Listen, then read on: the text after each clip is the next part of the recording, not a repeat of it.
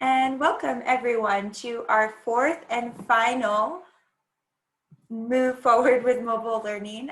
This is the fourth and final webinar in our series around mobile learning implementation. And today we're going to be covering evaluating mobile learning apps. Before we get started, I just want to turn it over to my colleague, Ebony Vandross, who's going to go over some of the key features with the platform we're using today, Zoom.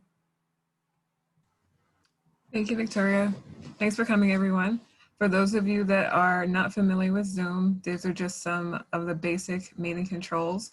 You can find the control panel on the bottom of your Zoom screen. If you move your mouse down, it should pop up on the bottom of the screen. To access chat, you can click the chat icon in that same control panel. And when you make a comment or ask a question, please make sure it is directed to everyone in the drop-down menu right above the chat box, and that way your comment will be seen by everyone and not just the host. To access the hand raise feature, you can click on the participant icon and that will show you the hand raise feature as well as some other nonverbal controls. And we ask that you use the hand raise feature if you're having some sort of tech issue or and I do not see your comment in the chat. I can, the hand raise feature will get my attention. If you have any other questions or problems, please email me at the email address below. Thank you. Thanks, Ebony.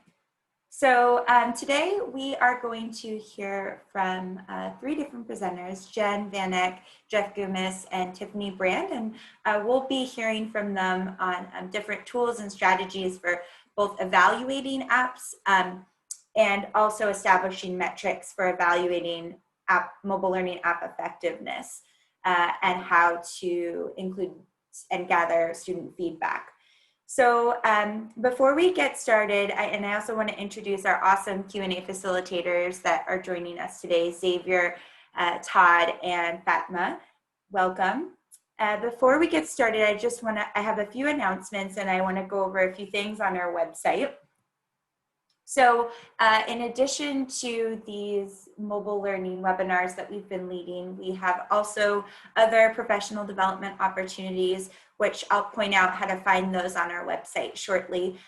We have our last distance learning strategy session this Friday from our summer series, but we'll be launching a new PD series for the fall. So stay tuned on that. We're really excited to announce what that will look like.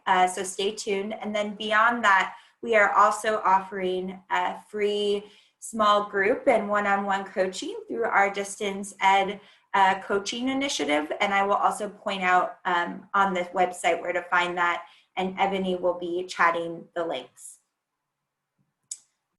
So just what I wanted to do really quickly before we get into our presentations is, for those of you that are not familiar with our site, give you a little preview and show you how to navigate and find resources and information. So our webinars come out of our work with the Move Forward with Mobile Learning initiative. And what we did is we built a community of practice and leadership team around mobile learning implementation and built this resource hub of different resources and tools that you can use in your mobile learning work. And so how you'll reach the resource repository, you can click on any of these key areas that you see on the left. So today we're going to be talking about some of the resources in the evaluating apps section. So you can click there and explore those resources, learn more about what is evaluation in the context of evaluating apps in the context of mobile learning, and also access resources in these other categories as well. We've also added this mLearning webinar series link in our calendar, which brings you straight to the page for this webinar series where you can access all of the recordings. And what we'll be doing today is building a new place on the website where you can explore not just the recordings, but notes and other connected resources from these webinars. So the last thing that I want to point out is the history of this work, which you can read more about on our site. Really came out of the Adult Literacy X Prize Communities Competition, and all of the learnings and resources are curated from our leadership team, and you can see who is a part of that leadership team and how you might get involved. So that is all for the site. I did just want to point out one other quick item, which is on each of the resources you can comment. And so we encourage you to, my computer opens the page, encourage you to comment on those resources. And it actually looks like this. I'll just go back to my presentation. At the bottom of each resource, you can submit a comment. So we encourage you all to share feedback with us this way. And we also encourage you all to submit a resource. And I'll go back to the page shortly and chat and show you where that link is, and Ebony will chat it. Just to point out really quickly how to find these things. So when you click on a resource, you'll be able to get more information. You can click Get Resource, and that resource will automatically download. And you can also submit a comment, whether you've used the tool or you have feedback for us, please let us know. And the last thing that I'll point out, again, on this resource site is you can contribute a resource by clicking on the mLearning resource text here, and that will bring you to this drop form. So I am going to turn it over to my colleague, Jen Vanek, who is going to talk about evaluating apps and learnings from the TALE project. Great, thank you very much, and thanks to everybody for being here today. I'm just going to start sharing my screen. And just want to mention that I'm just going to go to the live websites, but the sites that I'm going to be talking about are actually screenshotted on the slides. So when you get access to the slides later, you'll be able to see them. So this work goes back to a project that we concluded in spring of 2019. The EdTech Center got a grant from Walmart to field test several learning technologies that had been partially funded by the Walmart Foundation in addition to other funders. And so you can read about this whole field testing project from the site that'll soon be chatted. There it is. And you can read about these technologies. A few of these probably look familiar to you. A couple of them are actual instructional material, like contain instructional materials like Care Academy, CellEd, and North Star now does. And others have other purposes, but the point of our study was to take these technologies, field test them in a range of adult basic skills settings, and help the developers adjust the trajectory of their development so that the tools would better serve the practitioners and students that were using them within workforce development and adult basic skills settings. Some of the tools were brand new for use in adult ed, and some were just kind of new or shifting to try to attract a broader audience. So as part of this work, as we were field testing, we came up with, my job was to come up with the research agenda and the protocols, that is the instruments that we use to conduct the field test and the studies.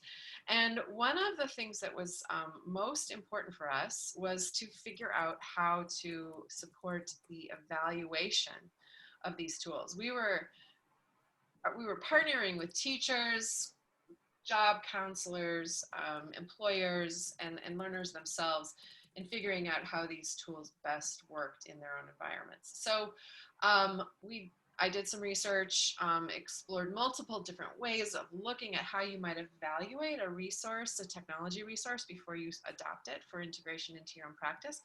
And we came up with this grid, this rubric that lists different areas of consideration that you might want to think about before you start really getting knee deep in using any particular technology. The components that you see listed here come from, and they're sort of an amalgamation of several other research-based rubrics and evaluation standards that are all listed here. And so if you go to the site, I encourage you to play around with the accordion so that you can see a little subtext and deeper description about what is contained in each of these areas. So for you, what this means for you is that we've taken this learning, and actually at the request of some teachers, we turned that into an actual resource that teachers can use when they're in the early stages of considering a new technology. This is a resource that's banked on the mLearning evaluation page. It's right here, so I'll just click on it and open it so you can see it. So we have the description, we have a downloadable template, and then we also have this connected resource, the TALE report. What TALE, by the way, stands for Technology, Teaching and Learning in Adult Education. So you can find the report here. And then also, if you do use this, do let us know what you think about it. So I'll just open the resource. And you can see that we've set this up as a fairly flexible rubric which you can use. You can either go through these different categories and do a simple X in the level of, I guess, the level to which this the resource aligns with this criteria. Or you could, when I was working with teachers in the early days of the research, I was actually considering asking them to provide descriptive language in here to sort of justify their evaluation. We can also, this has also been, this could easily be put into a spreadsheet, and you could work with a team of colleagues in evaluating resources by just uploading it into a Google spreadsheet or something like that.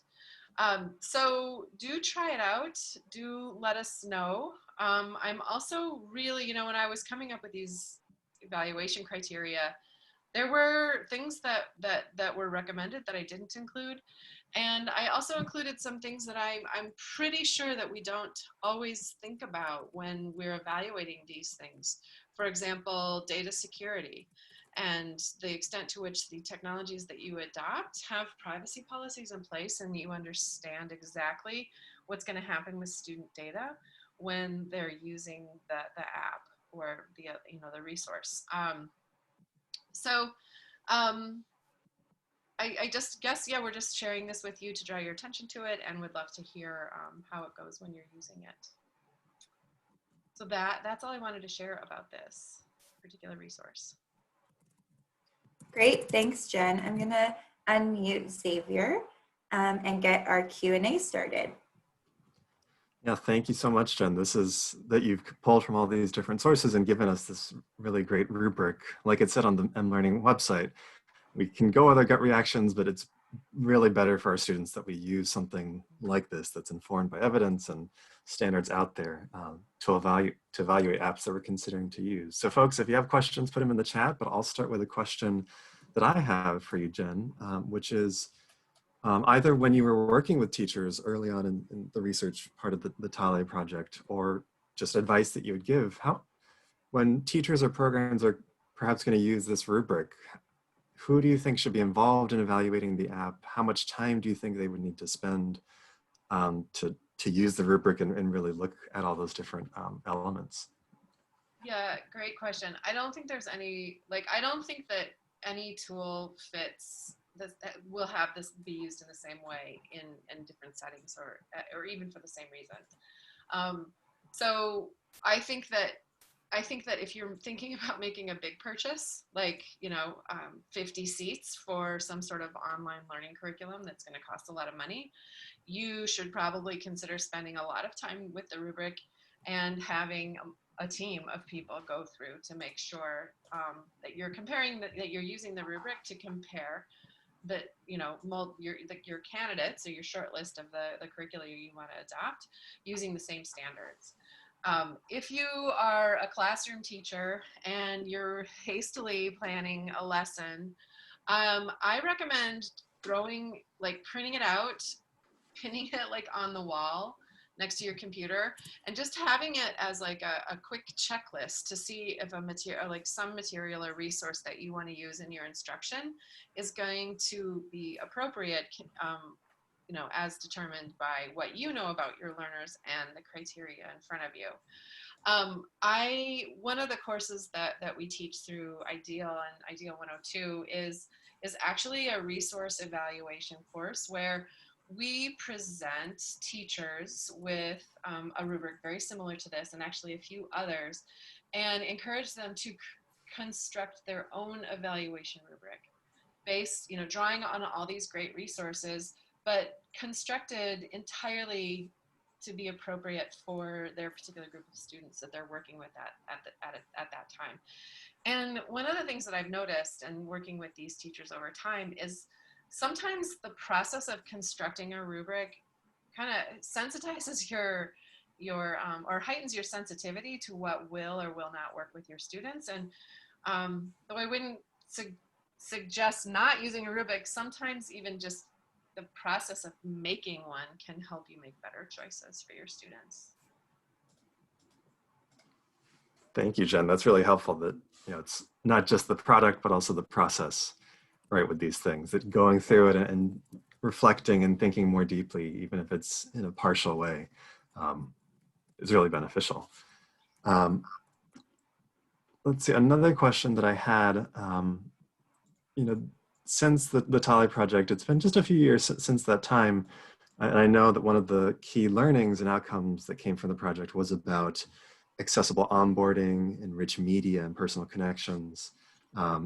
Just curious if, since the project was finished, have there been developments that you've seen from app developers regarding any one of those particular things, that if teachers now, if they're looking at an app, let's say, and seeing what types of accessible onboarding is built in, what could they hope to see in an app?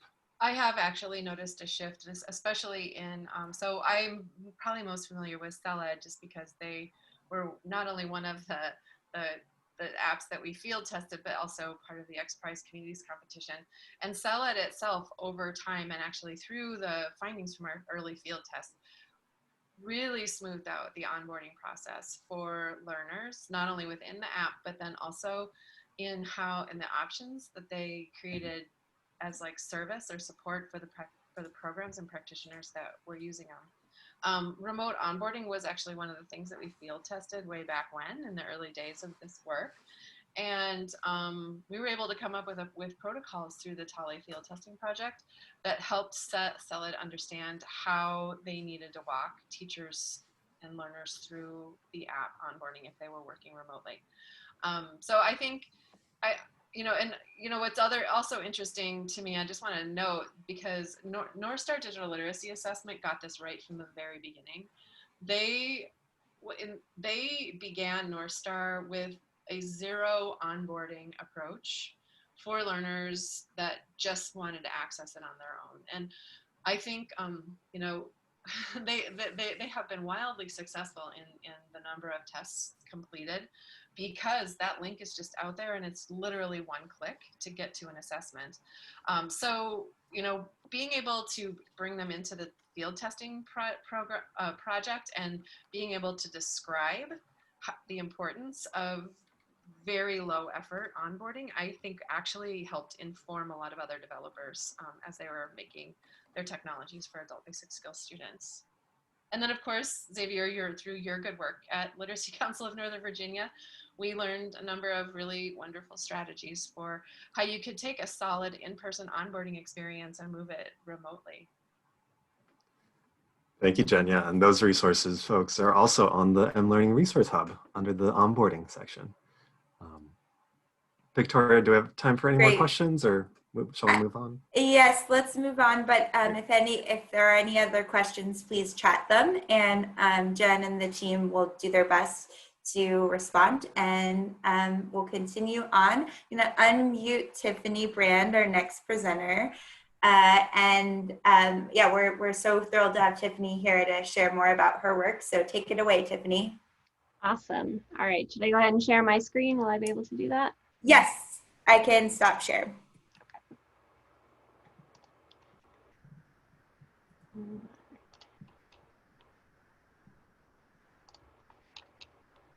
And there we go. All right, so so my name is Tiffany Brand. I am the technology integrator for a local adult learning center, Dover Adult Learning Center here in New Hampshire. And I also a mentor teacher in the area of technology for New Hampshire throughout the state. And I was in the process of developing some training for our kind of first foray into blended learning with mobile apps. So students would be working on their own on mobile apps with periodic meetings with their teachers face to face. So we were preparing teachers to teach in that format, and teachers were a little bit concerned about sending their students off with the apps that they were still tentative about. They were, they were new to the technology as well. So they were concerned that their students might also have issues with the apps that they were using. They really didn't want their students to be struggling in the dark. So as I talked to teachers and I was preparing to teach this training, I was trying to find some tools that would help, students, give them some guidance and direction, but also help the teachers kind of have a way to communicate with their students and get feedback about how things were going with their learning in the app. What struggles were they having? Where did they need more assistance? Where did they need more help in how to actually use the app? And then were they getting the learning that they were expecting from the app? So I wanted to find a simple way to help students provide that feedback. I didn't want it to be too long or difficult to do, because I knew that students had a limited amount of time to work on their learning, and if it was too cumbersome or took too long, it was going to be a challenge for them to do something like that.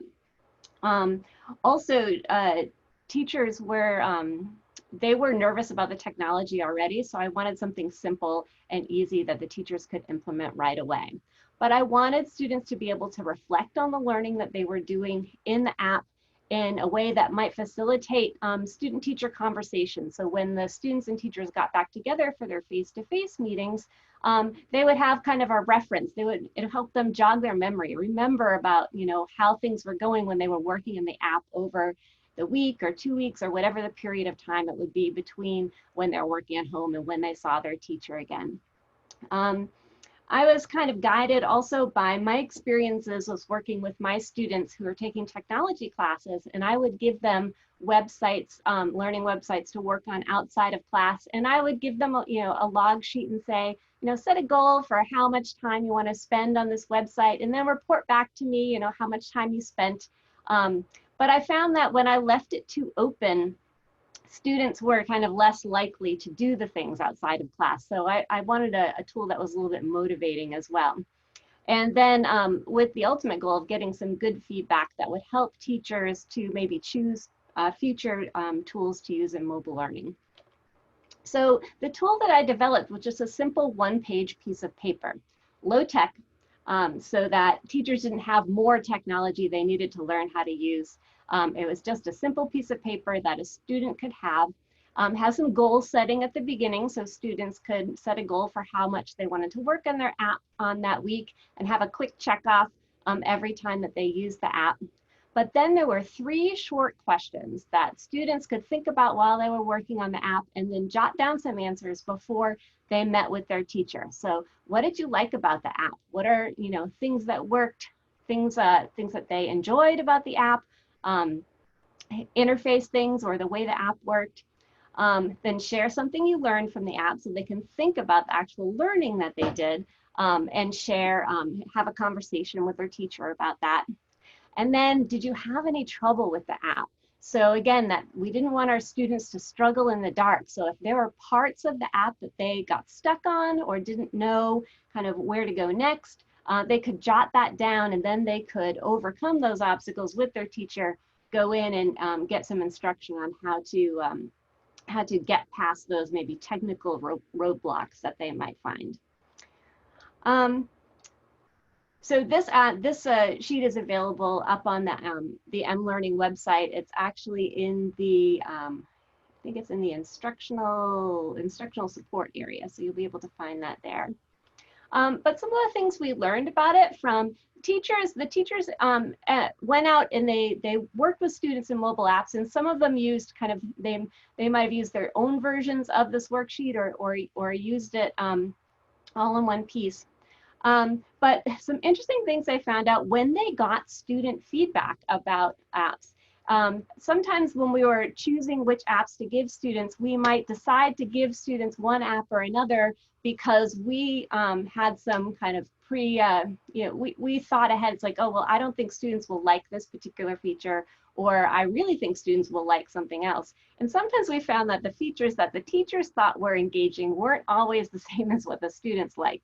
And this is through the conversations that happened by getting that student feedback.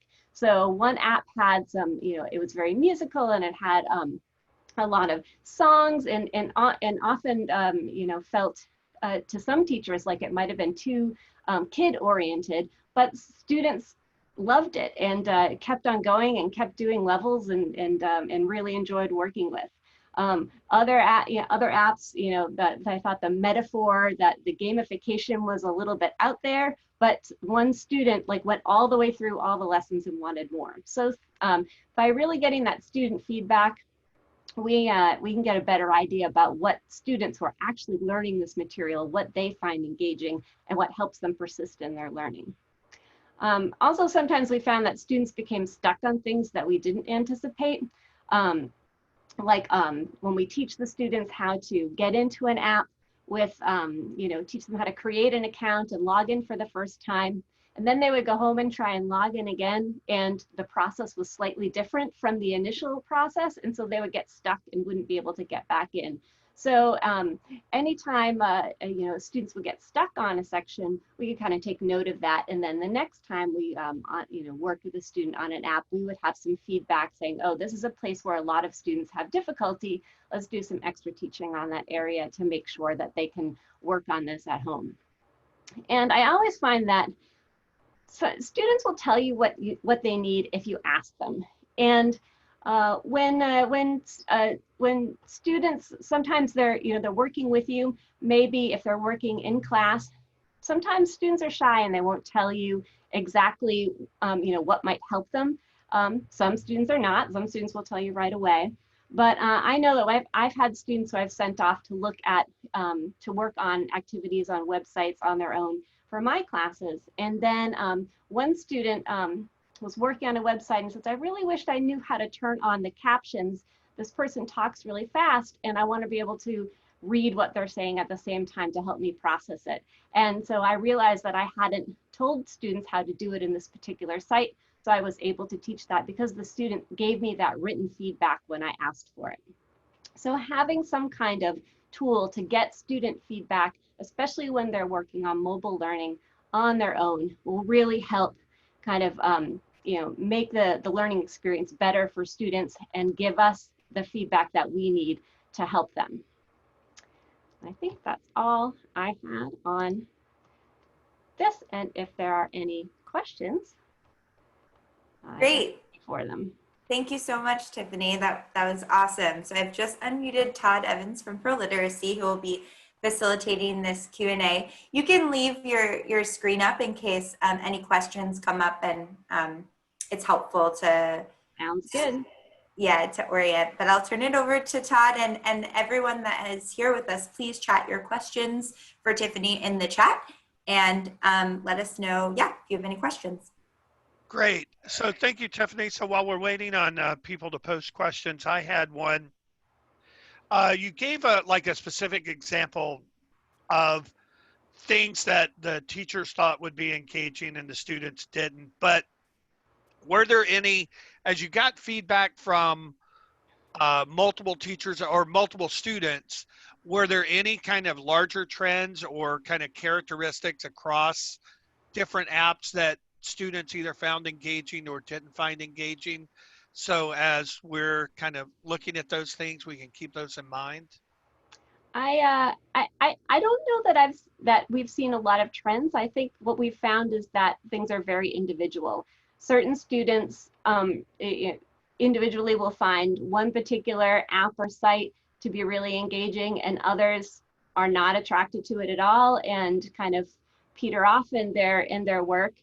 So I really feel like that we have to be in tune with each individual student and what their needs are. Sometimes it depends on the devices that they're on too. So if we think about if a student is working on an older phone or they're working on a tablet, they may have different experiences with different apps. So that's where getting this particular feedback is really helpful, so that we can kind of hone in on what each individual student needs. Okay, and I know you said in your presentation that students will tell you what they need if you ask them.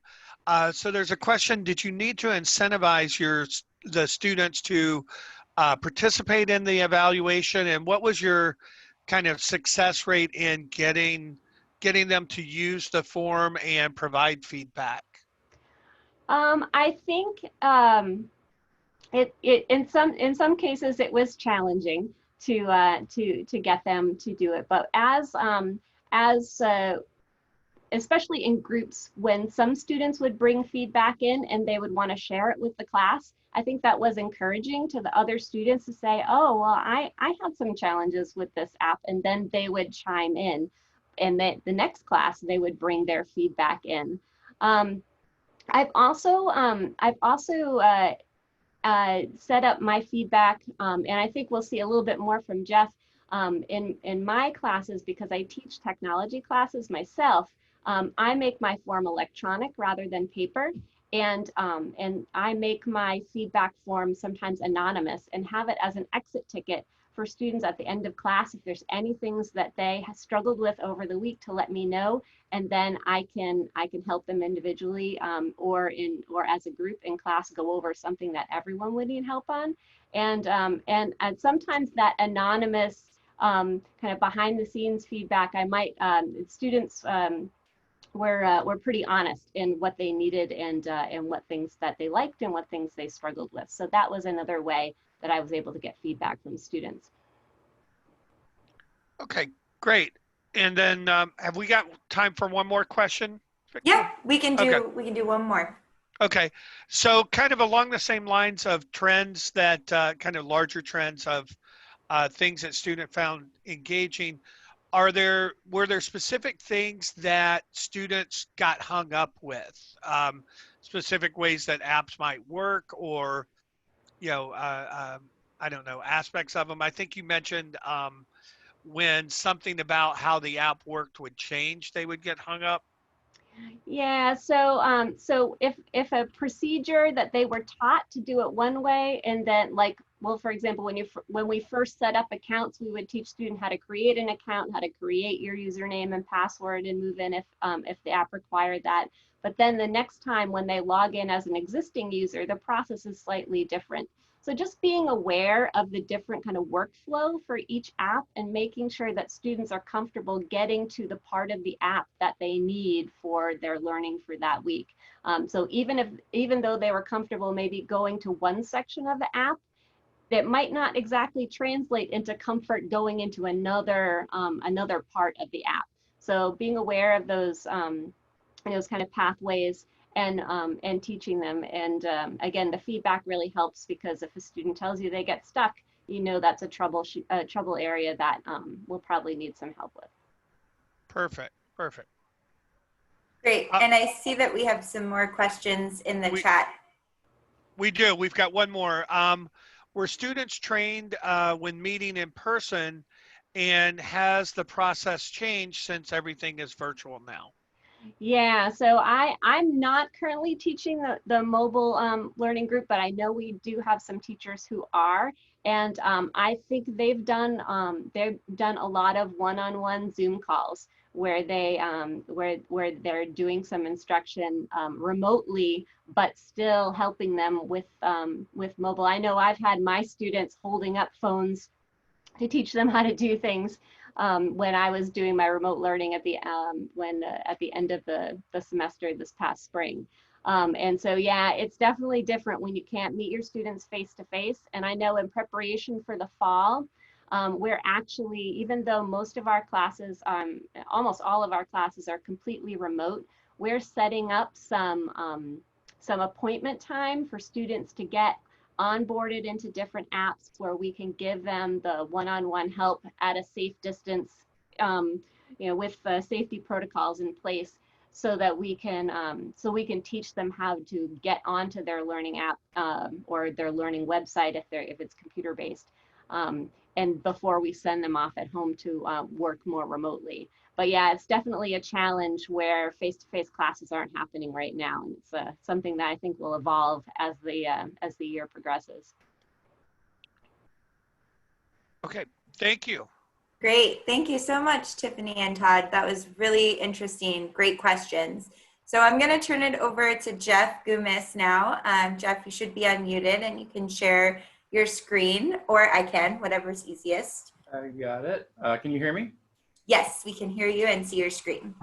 Awesome. All right, let me pop it into present. All right, so welcome. Thanks for having me. And in designing this training, one of the things that we were looking at the tools that Jen shared and how before using an app, some of those metrics that one might use to sort of evaluate whether or not to use an app. And then Tiffany sort of took that further in terms of gathering like student inputs related to app use and whether it was engaging and affecting. So what we're doing here now is looking at ways to actually establish metrics for evaluating effectiveness. And I think this is a really, really important topic to be talking about, because as we have started, from March till now, there is this period of kind of rapid experimentation and getting things into the hands of learners. And now that we know that this is sort of going to be an ongoing context for us, thinking about ways as we're trying out new tools to gather effective evidence as to whether or not you should continue using the app, whether you might want to expand the use of the app or a tool or any type of website, and make it more widespread in terms of your day-to-day instruction, or whether or not you might want to discontinue using something because of feedback.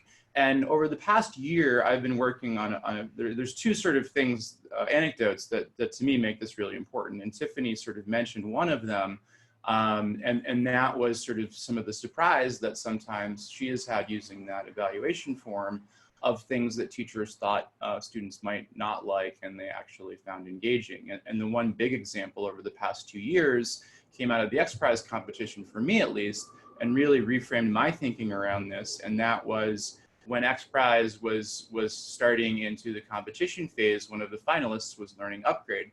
And a lot of myself, at least, and I know some others, felt that maybe that was a little too childish because it was songs and it was games and it was video based, and it was really designed for early readers, but for K-12. And then lo and behold, when the communities competition started, we started getting feedback, at least here in Chicago, of people binge learning, of people literally getting home from second shift jobs and staying up till 2, 3 in the morning using it. And it sort of really, sort of stopped me in my tracks to say, okay, yes, we absolutely want to evaluate and make sure things are appropriate and as best we can sort of kind of be gatekeepers, but there's also this sort of realm of just letting learners use these tools and let them be the judges of whether or not at least something is engaging. The other sort of thing that's happened over the past year or 2 years for me is here in Illinois, we have an initiative called the Illinois Digital Learning Lab. And as part of that, teachers are given stipends to purchase technology, and they work in sprints. And as part of those sprints, they have to design metrics related to how they're going to use technology and what the anticipated result is going to be of using that technology. And it is continually a very challenging sort of process for educators because we tend to sort of only be measuring learning gains, right? As opposed to some of these more nuanced things regarding technology use. So I'm going to walk through some of these steps, and then we're going to look at a few tools and examples of things that you could be using to measure effectiveness based on whatever it is you're trying to measure. So when we're looking at what you're trying to measure, Engagement is one, and we've talked about that. Tiffany's rubric looks at that with persistence and appeal for the learner. Usability is one that is present both in Jen's rubrics that she was showing in terms of the ease of use and some of the accessibility considerations. And then finally, efficacy. It's great if it's engaging for learners, but are they actually learning? And so we want to be thinking of ways to measure whether or not, by way of using this website or this software or this app, are students making gains against either learning outcomes that we expect of them, or even maybe it's something as simple, or not simple, but as specific as the digital skill development and looking specifically at the skills that you want them to be developing by way of using an app or a specific technology. And so when we're thinking about the what to measure and ways to measure engagement, I think you've probably gotten plenty of qualitative feedback over the past 4 months, right? You can immediately know if something's not usable if students are really struggling with using a new tool that you're trying to introduce. And so that is one of the ways that you can measure things. But in terms of their persistence, student self-tracking, which would be Tiffany's rubric, is one way. In-app reporting. So some folks, are using specific tools because, say, it's the Khan Academy app. Well, Khan Academy has reporting, and by way of that reporting, you can be seeing how much students are engaging with the specific app, or even something as simple as the number of lessons they've completed is one way to measure that persistence or their amount of engagement. And then appeal to students, some ways that you can go about doing that are through surveys or through interviews or even conversations as you're in synchronous time with students, asking them to provide honest feedback as to whether or not they found an app, a lesson, or a website engaging. And I keep saying app, and one of the tools I'm going to show is app specific, but really this line of thinking could be as large scale or granular as you want it. It could be related to an entire software tool or a specific app or a specific lesson. But these are things that you might want to measure to, again, determine whether or not you want to continue using certain tools. In terms of usability, having students rate how easy or hard it is to use and provide commentary on the specific things that they were hung up on or specific things that they found easy to use. And then just basic observation. Now, obviously, in our face-to-face world right now, which is online, that can be more difficult, but even through observation of just asking a student to do something during a Zoom call, if students are struggling with that, that's sort of a trigger, a red flag in terms of how usable something is. And it provides you with sort of cues in terms of what you might want to provide in terms of support if you intend to continue using specific tools. Same thing for accessibility, observation and asking students related to ease of use.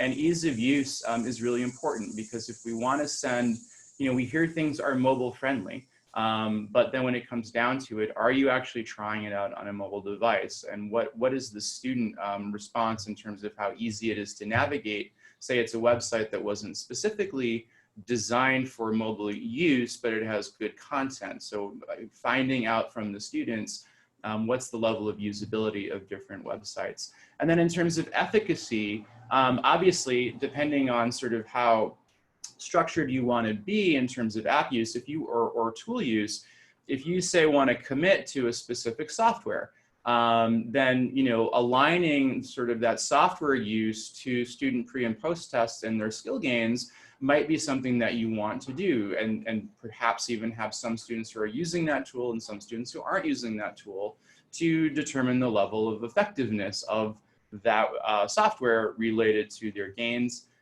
Tiffany mentioned exit tickets. That's another way that you can get sort of a quick way on a lesson level basis as to whether or not a tool, a lesson, or a website was effective.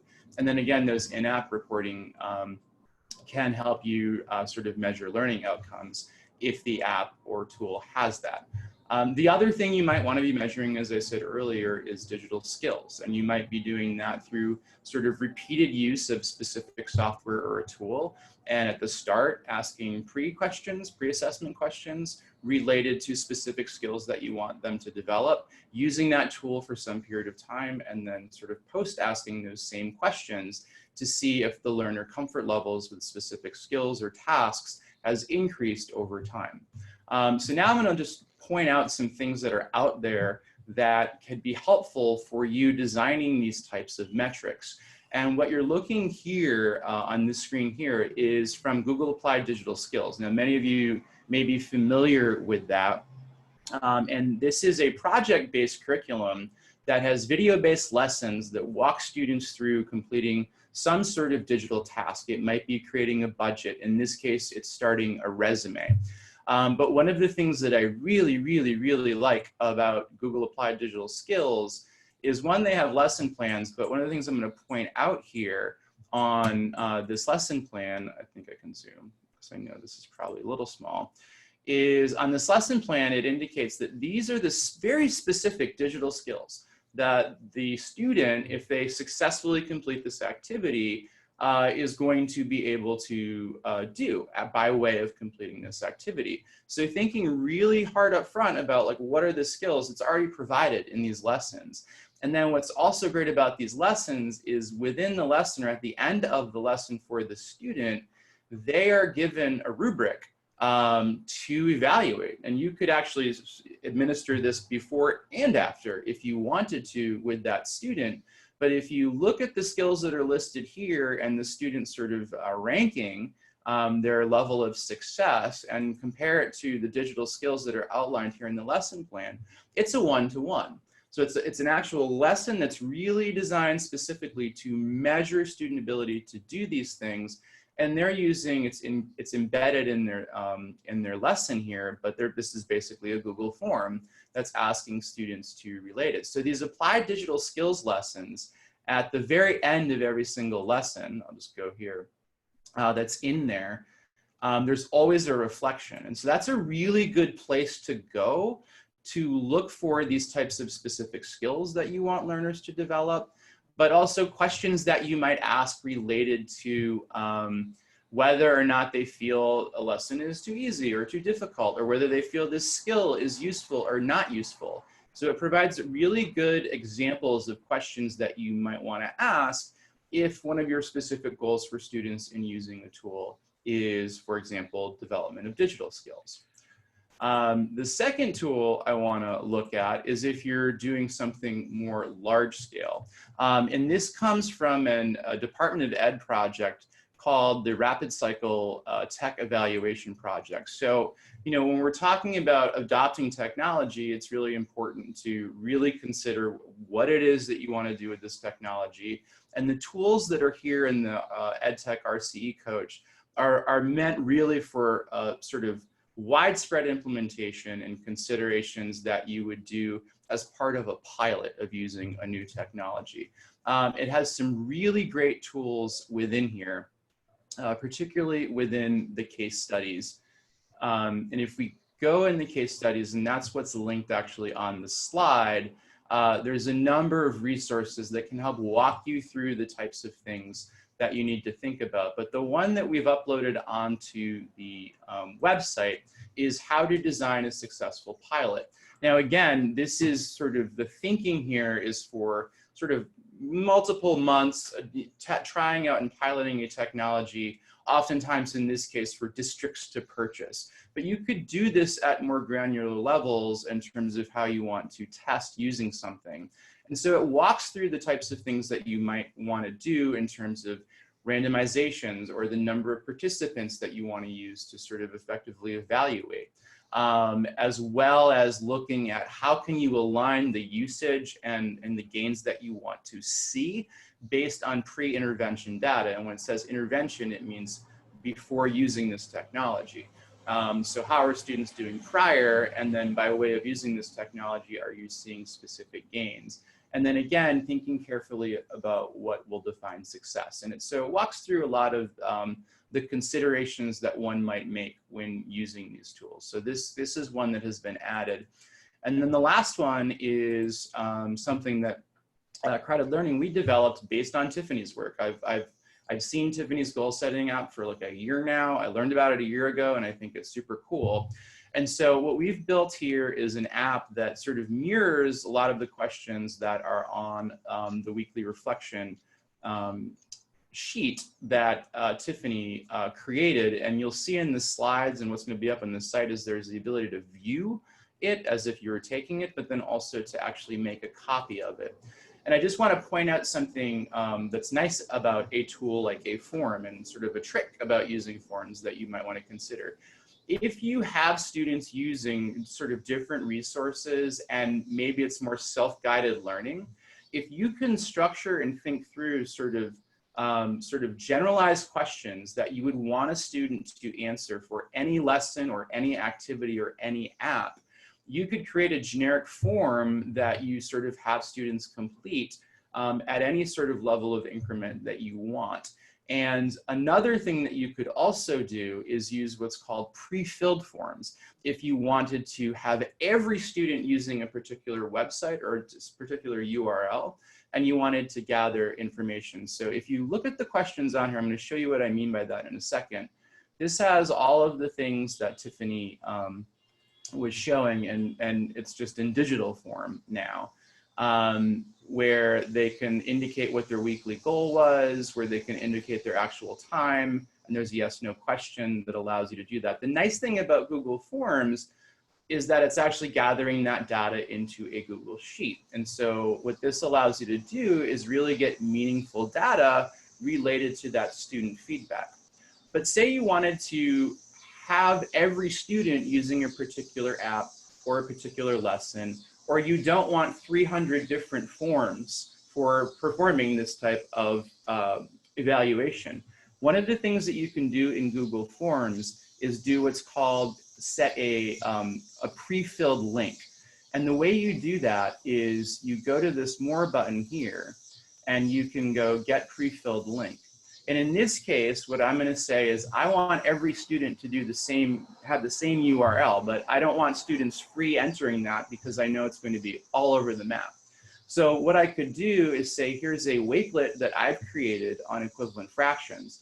I can grab the URL for this particular wakelet, copy it, and then put it in here. And then at the bottom, it's going to give me this button, Get Link. So now what I have, and I'll share this in the chat with you just so you can see what it is that Google form, but that which URL did you use is already pre-filled. And so the student doesn't have to sort of figure out what am I supposed to put here, it's already done. And I could actually put this form at the end of this wakelet. And so I have a form that is specific to this activity, but it's gathering that data in this form for this activity as well as every other activity. So then it becomes very sortable, and I have all my data for all my usage all in one place from my students. So I'm going to stop there. Great, thank you, Jeff. And I think when you copied over it copied the wakelet, not the my bad. Well, now you get a wakelet too, so let me and I've unmuted Fatma. Hey, Fatma. And Jen, you can, or Jeff, you can keep sharing your screen just in case you want to use anything as visual aids. And I will let Fatma take over the Q&A from here. All right, wonderful, Victoria. Thank you. And thank you, Jeff, for this very interesting presentation on establishing metrics for evaluating effectiveness.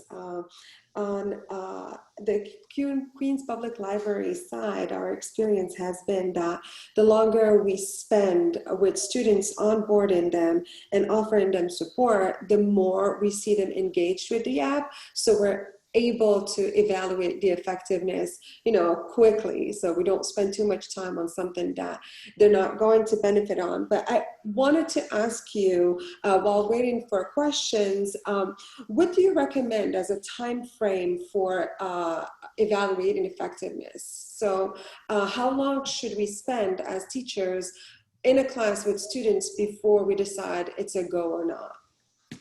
I think that really, actually, this EdTech cycle, the rapid cycle tech evaluation is a really good place to start, because it's going to depend on like your level of implementation, right? So if you only have like one student using it, I don't know that you're getting a lot of sort of usable data for that. But say it's, say it's something like using Google Classroom, right? Is that usable? Is it effective in terms of maintaining learner engagement and continued sort of checking in, right? We know that there was attrition of students, obviously, during the pandemic, and we hear that in K-12 as well. So to me, you would want, like, for something like that, your metric is going to be how often are students checking in, how often are students replying to things, and you would want, some amount of time for students to, one, get comfortable with it and get to that point, and then see if they're consistently checking in. And there's two sides of that coin, right? One is that the learners are actually engaging with it. On the other side of that is the teacher effectively prompting students and continuing to sort of provide activities and lessons and things within that. But say in that case, it might be a month. Something as simple as that Wakelet lesson, if I assign that to students, or just one activity like a math is fun lesson, then that's, pretty rapid response. Again, if everyone is doing that lesson all at once, then I could use a forum like that Google form and immediately have, say, 20 students feedback on, was this lesson effective? And so that's no time at all. So it's depending on sort of the scale of the use of the resource, and how many students are using it and how sort of integrative you want it to be into your practice. Wonderful. Thank you so much. So I have a question just about the Google form, if you would be willing to share it. I know you shared the form with us. We need to request access. So yeah, so I just pasted the link. I screwed up the first one, and I don't know why it keeps doing that. Just another tip in Google with forms, if you're creating forms, if you copy this URL and you change the edit at the end when you're in edit mode to copy, then that when someone clicks that, it's going to prompt them to make a copy of it, and then they get their own copy of that in their own drive. oh, that's amazing. I'll add to the mind blown, another mind blown. The number of times I've actually tried to do that unsuccessfully. That's wonderful. Thank you so much. One last quick comment, if there are no more questions. Could we consider measuring effectiveness as an incentivizer for students, because they see that we're following up with them, and it creates, a constant interaction around an app or an online learning tool? Yeah, I mean, because I think Tiffany touched upon this too, if you're involving learners in the process of determining, the effectiveness and providing that feedback, they're helping themselves, they're helping other learners. And I think it's sort of involving them in the process is always going to help them with being engaged in using that app. And particularly if they know that they have a say in what they're being asked to use, I think that immediately makes them sort of take a different lens as they're using something, not just from this is something I have to do, but this is something that I'm being asked to use, but I'm also being asked to provide my honest feedback. And I think that I believe at least that would support, more persistence with trying out different things. But it also, to me, engages the learner in just thinking about themselves as a learner, depending on the way you frame the questions, in terms of, what did this app work for me and why did it work for me? And hopefully that translates over into other learning experiences and learning situations that they're in with different tools. Wonderful. Thank you so much. Victoria, do we have time for a final comment? Sure, we can do it quickly. All right. Well, we have here from Diana. She's saying that, Jeff, your mention of the way the teacher implements the tool points up the need for the teacher advisor to be familiar and comfortable with the tool, and ideally to have more than one teacher level try it out, if that makes sense in terms of the app.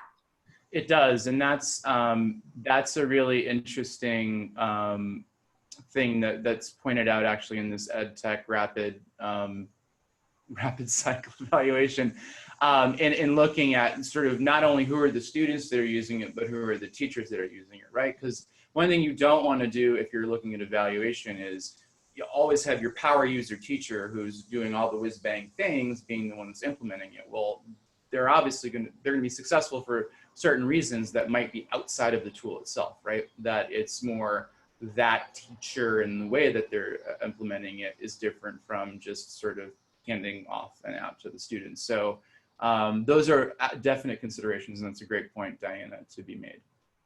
Thank you so much. Great.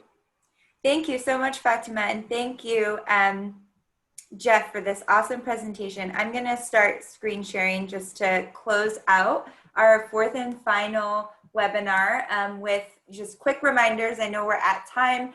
All of the resources that we presented today are on our website, and we encourage you to submit a resource that you're using. And we'd love to share that on our website and also present that in future webinars. Stay tuned on our upcoming professional development opportunities that we will be offering.